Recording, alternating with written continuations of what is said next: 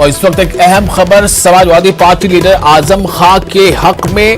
आजम खां को supreme court से एक बड़ी राहत मिली है और राहत यह है कि रामपुर जाने से रोकने का हुक्म देने से सुप्रीम कोर्ट ने इनकार कर दिया है।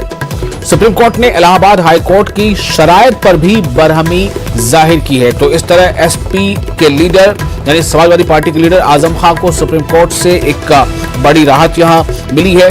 यूपी सरकार की जो मांग थी उसे ठुकरा दिया सुप्रीम कोर्ट ने। सुप्रीम कोर्ट ने इलाहाबाद हाई कोर्ट की शराइत पर भी बरहमी का इजहार किया है।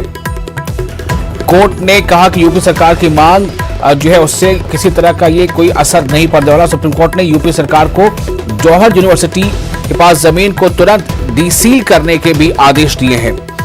और तो इस तरह से ये काफी अहम खबर है। सुप्रीम कोर्ट ने इलाहाबाद हाई कोर्ट की ओर से लगाई गई शर्तों पर भी नाराजगी का इजहार किया है और साथ ही साथ सुप्रीम कोर्ट ने इस पर कुछ खास अपने रिमार्क्स भी दिए। उन्होंने कहा है, सुप्रीम कोर्ट का कहना है कि ये एक नया ट्रेंड बन गया है कि जब अलग अलग यानी मुख्तलिफ हाईकोर्ट गैर जरूरी रिमार्क्स कर रहे हैं और जमानत देते वक्त गैर जरूरी शराइत आयद की जा रही है। तो सुप्रीम कोर्ट ने इलाहाबाद हाई कोर्ट की शराइत पर भी बरहमी जाहिर की है और साथ ही साथ ये कहा है कि ये एक राहत है आजम खान के लिए और जो रामपुर जाने से रोकने का हुक्म देने से सुप्रीम कोर्ट ने साफ इनकार कर दिया है।